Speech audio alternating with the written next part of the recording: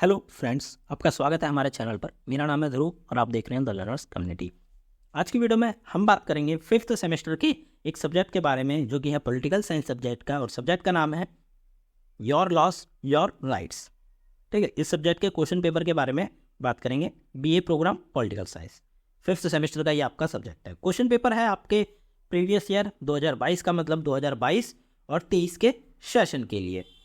ठीक है, तो बात करें, और ये क्वेश्चन पेपर प्रीवियस ईयर का है, तो इसमें से जो चांसेस हो सकता है पूछा जाए, और देशबंधु कॉलेज का ये क्वेश्चन पेपर है। चलिए आगे बढ़ें और क्वेश्चन पेपर को देखें किस प्रकार के आपसे क्वेश्चन पूछे जा सकते हैं। बेसिक इंस्ट्रक्शंस की बात करें तो आपको कोई भी 4 क्वेश्चन, अगर आपके क्वेश्चन पेपर में यही पैटर्न फॉलो किया जाता है तो आपको कोई भी 4 क्वेश्चन करने होंगे। ठीक है, 4 क्वेश्चन आपको कंपलसरी है अटैम्प्ट करना, और जितने भी क्वेश्चन हैं उनके नंबर समान हैं। बात करें सबसे पहले क्वेश्चन नंबर 1 की, विधि का शासन क्या है? भारत में विधि के शासन पर आधारित आपराधिक न्याय व्यवस्था को प्रकृति और संरचना की विवेचना कीजिए। इस क्वेश्चन को 2 पार्ट्स में पूछा गया है। सबसे पहले पूछा गया है विधि का शासन क्या है, तो सबसे पहले आप इस चीज को एक्सप्लेन करेंगे कि भाई विधि का शासन क्या है। साथ के साथ जब एक्सप्लेन कर देंगे, देन आपको दूसरे पार्ट में ये पूछा गया है कि भारत में विधि के शासन पर आधारित आपराधिक न्याय व्यवस्था, विधि के शासन पर जो आधारित है भारत में आपराधिक न्याय व्यवस्था, उसकी प्रकृति एवं संरचना की क्या करनी है, विवेचना करनी है। उसकी प्रकृति किस प्रकार की है, उसकी संरचना किस प्रकार की है, उसका स्ट्रक्चर क्या है, इस चीज को आपको यहाँ पे क्या करना है, एक्सप्लेन करना है। क्वेश्चन नंबर 2 आता है आपका, भारत में शिकायत एवं प्राथमिक रिपोर्ट, जिसको हम FIR भी कहते हैं, दर्ज कराने से संबंधित प्रावधानों की विवेचना कीजिए। तो यहाँ पे 2 चीजें को पूछा गया, भारत में शिकायत एवं प्राथमिक रिपोर्ट दर्ज कराने से संबंधित जो प्रावधान है। भाई अगर आप FIR कराने जा रहे हैं तो उससे रिलेटेड जो प्रावधान है, जो चीजें की जाएंगी साथ के साथ, उन चीजों का आपको क्या करना है, यहाँ पे विवेचना करनी है, वर्णन करना है कि भाई अगर आप जो पुलिस स्टेशन है उसमें जाते हैं तो आप जाएंगे, आप रिपोर्ट लिखवाएंगे, उसके साथ साथ क्या क्या प्रावधान होंगे, इन चीजों को यहाँ पे आपको अच्छे से एक्सप्लेन करना है। क्वेश्चन नंबर 3 में पूछा गया है, भारत में महिला के विरुद्ध विभिन्न अपराधों एवं उनसे जुड़े कानूनों की व्याख्या करनी है। तो भाई भारत में महिलाओं के लिए जितने भी अपराध हैं, महिलाओं से जुड़े हुए, मतलब भाई घरेलू हिंसा हो गया या फिर यौन उत्पीड़न हो गया, कोई सा भी अपराध हो गया, दहेज प्रथा हो गई, भाई भारत में वैसे तो मना है परंतु फिर भी गाँव बसेरों में कहीं ना कहीं दहेज प्रथा से रिलेटेड केस भी देखे जाते हैं। तो ये जो अपराध हैं महिलाओं के विरुद्ध ही हैं। इस चीज को ध्यान में रखते हुए जो अपराध है उनसे जुड़े हुए कानूनों के बारे में भी व्याख्या करनी है, और अपराधों के बारे में भी आपको यहाँ पे बताना है कि भाई दहेज प्रथा है और इसके लिए ये कानून बनाया गया है, यौन उत्पीड़न है इसके लिए ये कानून बनाया गया है। तो इस चीज से आपको क्या करना है, अच्छे से एक्सप्लेन करना है। क्वेश्चन नंबर 4 की बात करें, अनुसूचित जाति और अनुसूचित जनजाति के अधिकारों की सुरक्षा में अनुसूचित जाति और अनुसूचित जनजाति अत्याचार निवारण अधिनियम 1989 के विभिन्न प्रावधानों और प्रासंगिकता पर चर्चा कीजिए। अब देखिए, इसमें 2 चीजें पूछेंगी है। सबसे पहले आपको प्रावधानों की बात करनी है, और उसके अगले पार्ट में यहाँ ये बताना है कि भाई उसकी प्रासंगिकता वर्तमान समय में है, और अगर है तो क्यों है, इस चीज को भी यहाँ पे आपको एक्सप्लेन करना है।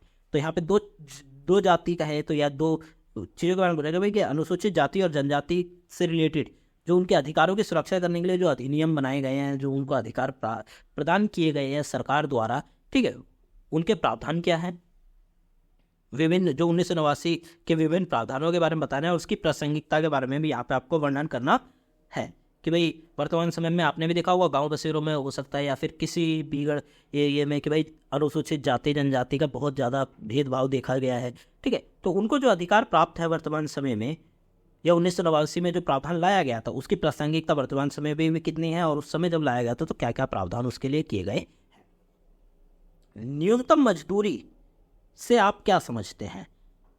शोषित श्रमिकों के अधिकारों की रक्षा के लिए न्यूनतम मजदूरी अधिनियम 1948 में उपलब्ध विभिन्न प्रावधानों की चर्चा कीजिए। अब देखिए, न्यूनतम, यहाँ पे क्वेश्चन को आप कह सकते हैं कि 2-3 पार्ट्स में पूछा गया। सबसे पहले पूछा गया है न्यूनतम मजदूरी का मतलब क्या है, आप इससे क्या समझते हैं? न्यूनतम मजदूरी मतलब आप कह सकते हैं कि भाई मिनिमम वेजेस इतना रखा गया है। अब अगर हम बात करें दिल्ली में तो भाई एक लिमिट रख दी गई है न्यूनतम मजदूरी की कि एक व्यक्ति जो मजदूर है, ठीक है, उसको इतनी अमाउंट तो दिया ही जाना चाहिए। ठीक है भाई, अगर आप 18,000 गवर्नमेंट ने 18,000 रुपये रख दिया है तो न्यूनतम मजदूरी 18,000 प्रत्येक व्यक्ति की होनी चाहिए। अगर वो काम कर रहा है तो उससे कम दे रहे हो मतलब आप उसका शोषण कर रहे हो। तो इस चीज़ को ध्यान में रखना है कि भाई न्यूनतम मजदूरी क्या है, कि भाई सरकार द्वारा एक लिमिट सेट कर दी गई है अमाउंट की, और ये मजदूरी अमाउंट हर व्यक्ति को मिलना चाहिए। अदरवाइज आप उसके साथ शोषण कर रहे हैं, अगर आप उससे कम धन उसको दे रहे हैं तो उसकी मजदूरी के आधार पर। फिर बात करें शोषित श्रमिकों के अधिकारों की रक्षा के लिए न्यूनतम मजदूरी अधिनियम। भाई शोषित, जब लोगों का शोषण हो रहा था तो भाई सरकार ने क्या करा, नियम लाए गए, अधिकार दिए गए कि भाई जो व्यक्ति शोषित हो रहा है उसके अधिकारों की सुरक्षा के लिए न्यूनतम मजदूरी अधिनियम लाया गया। 1948 में उपलब्ध विभिन्न प्रावधानों पर चर्चा कीजिए। 1948 में उपलब्ध जो ये मजदूरी अधिनियम लाया गया 1948 में, उसमें प्रावधान किए गए, तो उस चीज़ को भी यहाँ पे आपको वर्णन करना है। ठीक है, तो ये क्वेश्चन को इस प्रकार से आप बता सकते हैं। उसके बाद आरटीआई अधिनियम के तहत किस आधार पर आवेदन खारिज किया जा सकता है, उदाहरण सहित व्याख्या कीजिए। RTI, right to information. आपको पता होगा कि भाई प्रत्येक व्यक्ति को हर एक कंपनी से या फिर किसी भी चीज़ से अधिकार है कि भाई हम उसके बारे में जानकारी प्राप्त कर सकते हैं। राइट टू इन्फॉर्मेशन का आपको क्या है, अधिकार प्राप्त है। भाई अगर आप किसी कंपनी से या फिर आपका जिससे नाता है, आप उससे जाके आपके पास अधिकार है कि भाई आप अपनी डिटेल्स उसे प्राप्त कर सकते हैं। ठीक है, तो इस प्रकार का जो अधिकार है, इस चीज़ को आरटीआई अधिनियम के तहत किस आधार पर आवेदन को खारिज किया जा सकता है। प्रत्येक व्यक्ति आवेदन करता है अपनी जानकारी प्राप्त करने के लिए, तो किस आधार पर भाई उसका आवेदन खारिज किया जा सकता है, इस चीज़ को यहाँ पर आपको क्या करना है, एक्सप्लेन करना है और उदाहरण भी बताना है आपको यहाँ पे। ठीक है, ऐसा ना हो कि आप केवल आंसर बताएं, आपको उदाहरण देना भी होगा और उदाहरण का एक प्रकार से आप कह सकते हैं कि उदाहरण आपको लिखना भी होगा। ठीक है, और उदाहरण के बाद आपको उदाहरण एक्सप्लेन करना होगा, तो जिससे होगा एग्जामिनर को ये भी होगा कि हाँ भाई इन्होंने सेपरेट एक उदाहरण बताया है। क्वेश्चन नंबर 7 की बात करें, अनुसूचित जाति एवं अन्य पारंपरिक वनवासी अधिनियम 2006 के मुख्य प्रावधान का समालोचनात्मक मूल्यांकन कीजिए। ठीक है, तो अनुसूचित जनजाति या फिर भाई जो लोग वनवासी हैं, जो जंगलों में रहते हैं, ठीक है, जिनकी दैनिक जीवन जंगल से जुड़ा हुआ है, उसके लिए जो अधिनियम 2006 में लाया गया था, उस अधिनियम के तहत भाई मुख्य प्रावधान जो किए गए उसका आपको क्या करना है, समालोचनात्मक मूल्यांकन करना, मतलब अच्छे से यहाँ पे एक्सप्लेन करना है, क्रिटिकली इवेलुएट करना है। क्वेश्चन की बात करें, क्वेश्चन नंबर 8 की। अब देखिए यहाँ पे आपको शॉर्ट नोट्स या फिर आप कह सकते हैं टिप्पणी करने के लिए कहा गया है, वो भी किन्हीं 2 चीज़ों पे। पहला आता है बेल, मतलब जमानत के ऊपर आपको टिप्पणी करनी है। जमानत क्या है कि कोई व्यक्ति अगर किसी केस के अंतर्गत, किसी जुर्म के अंतर्गत जेल में जाता है तो उसको कुछ समय के लिए जेल से बाहर लाने के लिए बेल की अर्जी दी जाती है। ठीक है, कोर्ट में अगर कोर्ट उस अर्जी को पास कर देता है तो उस व्यक्ति को बेल मिल जाती है और वो कुछ समय के लिए, मतलब एक लिमिटेड अमाउंट के लिए जेल से बाहर आ सकता है। ठीक है, परंतु उसके ऊपर से लगे हुए चार्जेस नहीं हटाए जाते हैं। ठीक है, और साथ के साथ उसको जब भी पुलिस थाने में या फिर जहाँ पे भी उसको बुलाया जाता है सिग्नेचर करने के लिए, वहाँ उसे जाना होता है। तो इस प्रकार से आप अच्छे प्रकार से बना के लिख सकते हैं। सेक्शन 376 इसके ऊपर आपको एक्सप्लेन करना है। ग्राम सभा और सामाजिक ऑडिट, इसके ऊपर आपको यहाँ पे एक्सप्लेन देना है। और साथ में कंज्यूमर राइट, उपभोक्ता के अधिकार भाई प्रत्येक व्यक्ति को उपभोक्ता है, उसको अधिकार है, अगर वो किसी चीज़ या प्रोडक्ट का यूज़ कर रहा है तो उसको अधिकार है उस प्रोडक्ट के बारे में सही जानकारी प्राप्त करने का।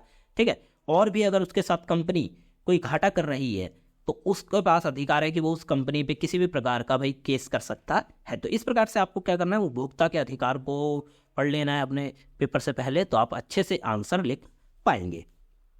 तो ये था आपका क्वेश्चन पेपर। ठीक है, पॉलिटिकल साइंस का सब्जेक्ट का, ये मेन पॉलिटिकल साइंस का हम नहीं कहेंगे, ये बीए प्रोग्राम में पॉलिटिकल साइंस सब्जेक्ट आता है एक। ठीक है, उसका आपका क्वेश्चन पेपर है योर लॉस योर राइट्स। आपको वीडियो कैसी लगी आप हमें जरूर बताएं। वीडियो अच्छी लगी तो प्लीज़ वीडियो को लाइक करें, चैनल को सब्सक्राइब करें और जितना हो सके वीडियो को शेयर करें अपने दोस्तों के साथ। आपके पास जितने भी ग्रुप्स हैं आप उन ग्रुप्स पे इस वीडियो को जल्द से जल्द शेयर करें, ताकि और बच्चे जिनको क्वेश्चन पेपर नहीं पता है वो इस क्वेश्चन पेपर को देख के अच्छे से प्रिपरेशन कर सकें। साथ के साथ आपको डिस्क्रिप्शन बॉक्स में लिंक मिल जाएगा, आप जाके हमारे ऐप को डाउनलोड कर सकते हैं, द लर्नर्स कम्युनिटी DUSOL, या फिर आप प्ले स्टोर से भी डायरेक्टली हमारे ऐप को सर्च करके डाउनलोड कर सकते हैं। आपको लिखना है the learners community DUSOL and then आप ऐप को डाउनलोड करिए। ऐप के अंतर्गत आपको नोट्स मिल जाएंगे अदर सब्जेक्ट से। इस सब्जेक्ट के नोट्स अभी अवेलेबल नहीं है, जितना जल्द इस सब्जेक्ट के नोट्स अवेलेबल होंगे हम आपको ऐप पे प्रोवाइड करवा देंगे। साथ के साथ आपको डी शीट मिल जाएगी वहाँ पे देखने को। एडमिट कार्ड जैसे ही आपका अवेलेबल होगा आपको एडमिट कार्ड भी वहाँ पे देखने को मिल जाएगा। साथ के साथ कॉलेज से रिलेटेड जितने भी अपडेट्स हैं आपको ऐप पे नोटिफिकेशन के द्वारा देखने को मिल जाएंगे, तो आप हमारा ऐप जरूर डाउनलोड करिए। मिलते हैं अगली वीडियो में। Thanks for visiting on my channel guys.